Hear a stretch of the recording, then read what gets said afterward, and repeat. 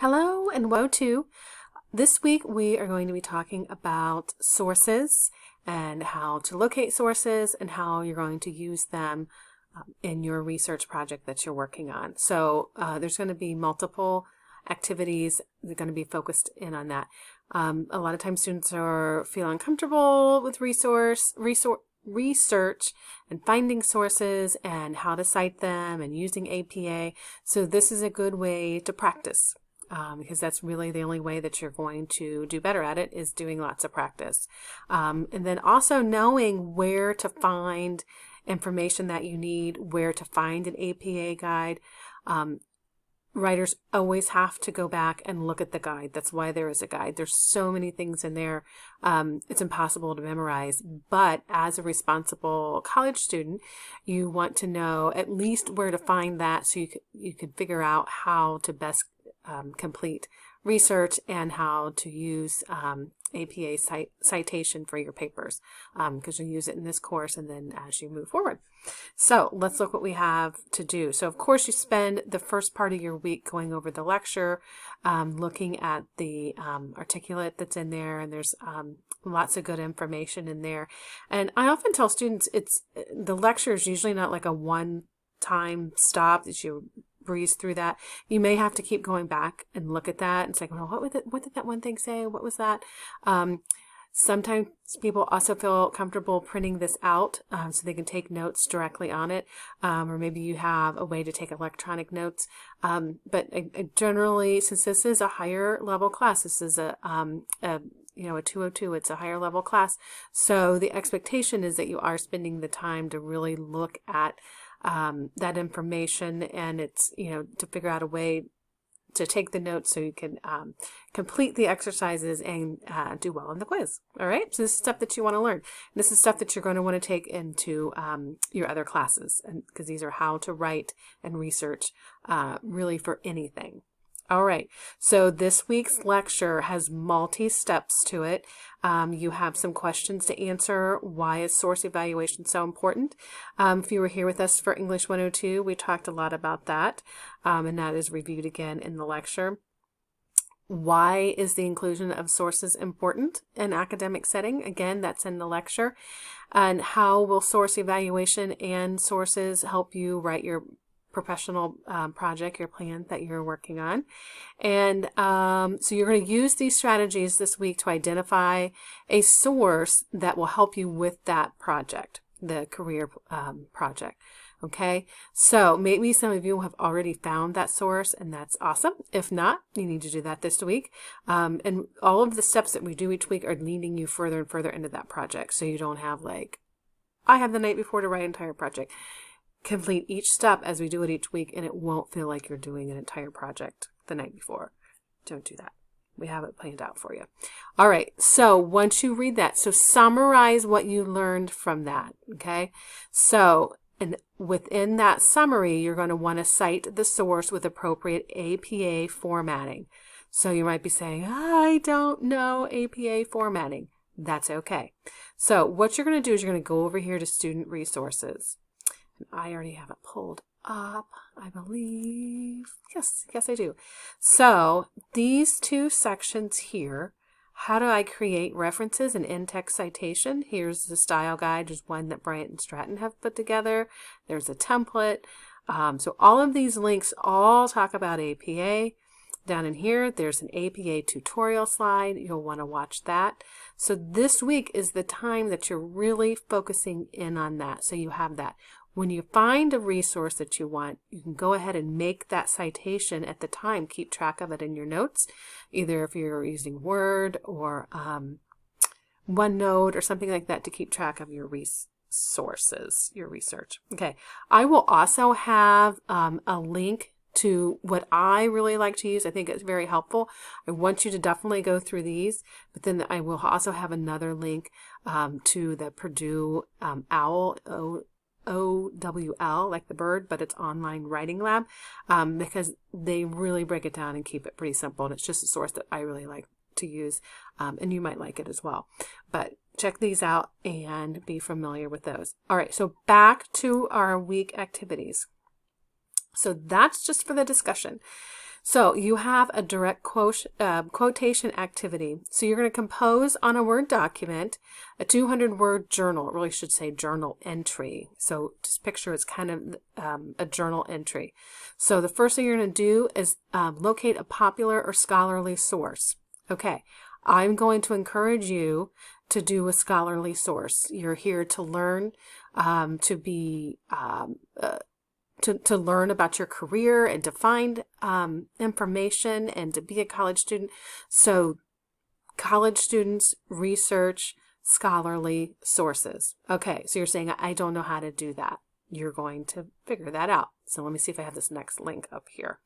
All right, so as a college student, you have access to scholarly resources that you do not have access through Google search, not even Google Scholar. Okay, so I'm going to challenge you to use this. So you're like, well, I've never used the virtual library. So you're going to want to do that. So I'm kind of going to work backwards on this list, because spend some time this week and get familiar with this, because this really is where your research should be coming from, because these are vetted sources and vetted scholarly journals, whereas a Google search does not do that. Okay, all of you already know Wikipedia is not a good source because it's not credible. Okay, a lot of times you find things on Google because we want to find something quick. If we're, like, what is that one thing I remember? And you look at it and you find it, that's fine. For casual conversations or just, you want to find something out. But this is elevated because you guys are hardworking college students and you want to do your very best. So you want to use scholarly research. So if you click here, let me see if this is the one. Nope, that's not the one. Oh, yes, this is the one. There's the library orientation. Watch this short video. Go through here. There's lots of information here. How do you find articles? What is the virtual library? So spend some time. So you're doing really good research. Okay? So there's so many different things down here. Okay, that you can watch. So spend some time doing that. And then also, you are on the online.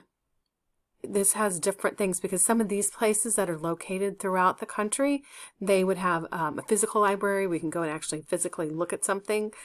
Since we don't have that, you have this online library access. So it'll take you just right to the virtual things, which is every college campus.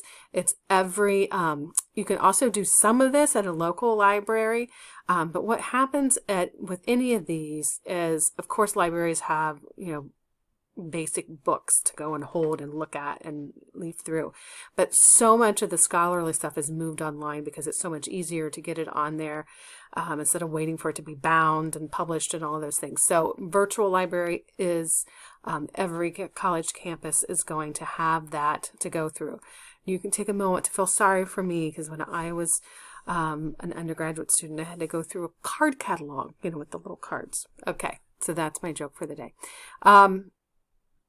So let's see. Oh, and here's are some different library answers. This was all in that student resource link there. So if you go back to that, all of these things are on here. And then you can start and click. If you click on this, I was just on it a minute ago, so I don't know if it'll make me go through. It'll ask you a couple questions to get through that.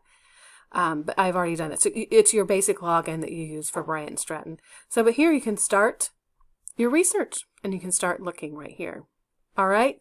So it's not written out as an assignment, but these are all part of your assignment is learning how to use this library. Okay, let's go back to week 3. All right, so you're going to locate that scholarly source. You're going to summarize it, and you're going to create a response. Okay, we already did this last week with the Ruberio essay where you summarize what he said, and then your response to it, whether you agreed or disagreed with it. It's not a direct response to the writer. It's just your response to what was said. Okay, so you're going to use the in-text citation, which again, back here at the student resources, when you go back to the APA, it'll tell you how to do that. And then also the full entry with the title of the author, the title of the article, if it came from a scholarly journal. So remember, it's all back in there in the student resources back there. Okay, so that's another way. So you're going to have an APA source listed in the discussion. Then you're going to have the direct quotation activity. And then this thesis question activity is just a way for you to practice research.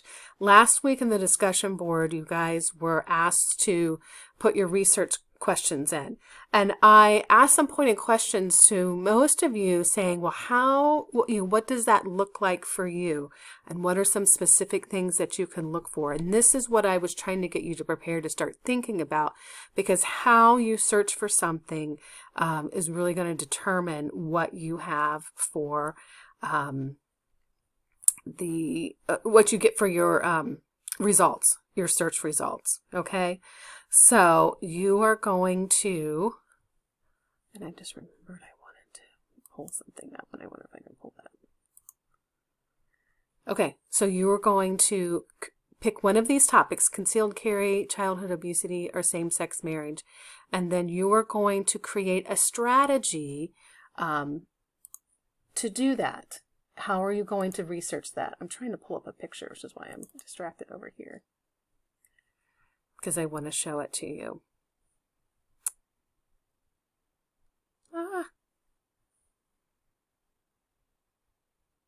Okay, so when you are researching more than one keyword, you want to use these connector words called the Boolean operators. So it sounds super fancy, but it's 3 words: and, or not.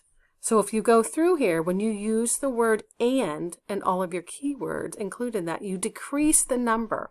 So if you were going to do a search on video games, you might come up with like 18,000 results about video games. That's too much. And remember, I was trying to tell you that in the discussion. You don't want too many things coming up in your search, because you want to start narrowing it down so you can write about it. Okay, so if you say video game and teenagers, remember, and is one of these Boolean operators, it narrows it way down. Okay, you have to really tell the computer what you want it to do. Okay, you may have in your head, like, I'm writing this paper about video game teenagers, so I'm like, oh, video games. It's too much. So video game and teenagers. Okay, or is another Boolean operator. So if you want more search results, which you could if you're really trying to find certain kinds of resources, or you could say, I found this many search results. That's something you were trying to say in your research. So, so that goes up. So teenagers is, there would be 105 if you just use teenagers by itself. But then if you did teenagers or adolescents, that more than doubles it. Okay. And then it also gives you this little information: or is used with synonyms or related items. So teenagers or adolescents, those are very similar, very related. All right, not is our third Boolean operator. Okay, so words that follow not are excluded from your search results. So again, you're going to decrease here. Typically, we want to decrease the search because we are looking for something very specific. All right, so back to video games. We got that 18,000. That's too many. All right, so if we want to go video games not violent, that does decrease it some. But adding that word and gives it that specific thing. These aren't really similar, so you want them to be, so you want to find sources that have both of those. Okay. So this graphic is going to be on the weekly announcement. All right, let's go back to the assignment. So you have those. So you're going to create a working thesis for one of these choices, and then you're going to create research questions. Okay, remember, those are going to be specific. So make sure that you look at this sample activity. Now this is based on one of the terms that's not included here, but just to give you an idea. Okay, So this is what your activity should look like on your piece of paper that you're going to turn in on your Word document that you will upload to Blackboard. Okay. So the topic is the Me Too movement. Okay, obviously that's not one of the three that was listed on there. You need to pick one of the three that's listed on there. So this would be a sample thesis. Okay, typically a thesis is the topic, the claim, and then what are going to be the supporting points. Me Too movement is the topic. The claim is bringing light to misogyny. Okay, that's the claim. Because you need to have something that, what is it about that topic? It's the so what of the topic. And then you have these three supporting points. Okay, so if we were going to write a whole entire essay about this thesis would be in our introduction, and then we would have a body paragraph about workplace, we'd have a body paragraph about home, and a body paragraph about society. So this thesis is the roadmap for our essay. Okay, so we're planning, we're in the planning stages here. So this is one of the first steps in the writing process. All right, so that's what's going to determine our paper. So how are we going to find information about that? It's going to be our research question. What has been the long-term impact of the Me Too movement in addressing harassment? So it's going to be difficult to put that into the Bryant and Stratton virtual library. Okay, it's going to be too many things that are in there. It may not turn up what you want. But the search strings, this is where the Boolean operators come in. So, all right, so what am I going to need to search? Okay, so this is what I'm looking for. Okay, this is a question that I'm asking. I need some answers for that so I can write a paper based on this thesis. Okay, so here are my search strings. All right, so harassment and, that Boolean operator, women and workplace. Okay, so I want you to come up with your topic. You're going to have the three different search strings. So that just gives you some different things to look for. The thing that drives college students crazy about research is it takes time. So it's like, okay, this string didn't work for us. Or maybe it did, but so then this one did, or it gave me something else. I'm like, I didn't know. That's an interesting thing. And then this one, the Me Too movement and reporting violence, that would come up with a completely different set. All right, I'm going long here today, but that's okay because I hope that this is helpful for your questions as you're working this week. All right, so this is the sample. These are the topics that you pick, and here's the three different steps you're going to include on that document that is uploaded to Blackboard. Okay, so information literacy fundamentals quiz. All right, so if you've been reading for the past 3 weeks, you'll be able to do great on the quiz. And then a check-in. You do not have to put this on a Word document. You can put it right in the little submit button. There's a button there when you click on here. Well, no, wrong one. If you click on here, you can write your submission. You do not have to put it on a Word document. Most things we do have to have on a Word document, but for the check-in, we do not. Because it's just a way for you to say, hey, this is going great, I'm learning a lot, or wow, I'm really struggling here and this is what I need help with. Okay? So thank you so much. Have a great week and see you.